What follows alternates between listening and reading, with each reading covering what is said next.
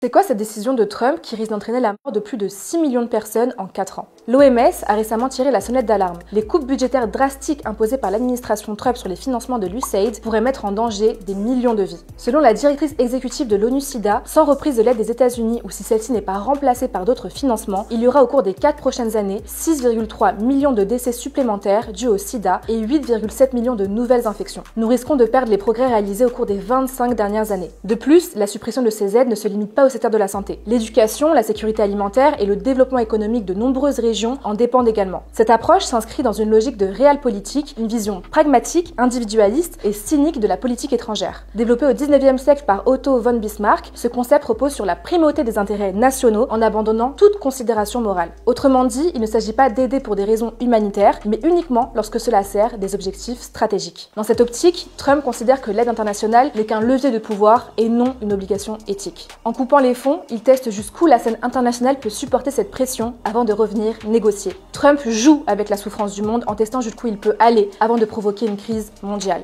Le but étant de montrer au monde entier que les États-Unis resteraient la clé de voûte du système international et que sans leur soutien, le chaos s'installe. D'un point de vue strictement politique, cette décision répond également à d'autres motivations. D'abord, une volonté de réduction des dépenses publiques inscrite dans son programme isolationniste America First. Ensuite, un lynchage idéologique. Fidèle à sa politique conservatrice et hostile aux initiatives dites woke, Trump s'attaque à tous les programmes qu'il perçoit comme progressistes et renforce ainsi toutes les inégalités existantes. Les États-Unis abandonnent de plus en plus leur soft power historique basé sur l'attractivité pour une politique de choc immoral. Selon une analyse de l'Associated Press, la colère suscitée par ces choix de l'administration Trump devrait entraîner une baisse de 9,4% des voyages internationaux vers les États-Unis cette année, soit une diminution 2 fois plus importante que la baisse précédemment prévue. Le Canada en particulier a manifesté son mécontentement. Selon un sondage Abacus Data, 56% des Canadiens ont annulé leur projet de voyage aux États-Unis ces dernières semaines. L'American Dream n'est plus en vogue. Pourtant, Trump a justifié et motive l'acceptation de ces coupes budgétaires drastiques auprès de son électorat en affirmant vouloir économiser près de 60 milliards de dollars pour le contribuable américain. Mais cette stratégie risque de se retourner contre lui. La baisse du tourisme et la perte d'attractivité risquent d'effacer une partie, voire la totalité de ces dites économies. Ce n'est pas le seul effet boomerang qui risque de se produire. En affaiblissant des pays déjà précaires, il risque d'alimenter une des choses qu'il craint et méprise le plus, une crise migratoire massive. Sans accès aux soins et aux ressources de base, des milliers de personnes chercheront refuge ailleurs. Un paradoxe qui illustre les limites de cette realpolitik brutale. En cherchant à imposer sa force, Trump pourrait bien affaiblir encore plus la position des États-Unis sur la scène mondiale. C'est bien cela que l'extrême droite devrait s'atteler à comprendre. Bâtir des murs ou couler des bateaux ne découragera jamais des personnes qui fuient déjà la mort.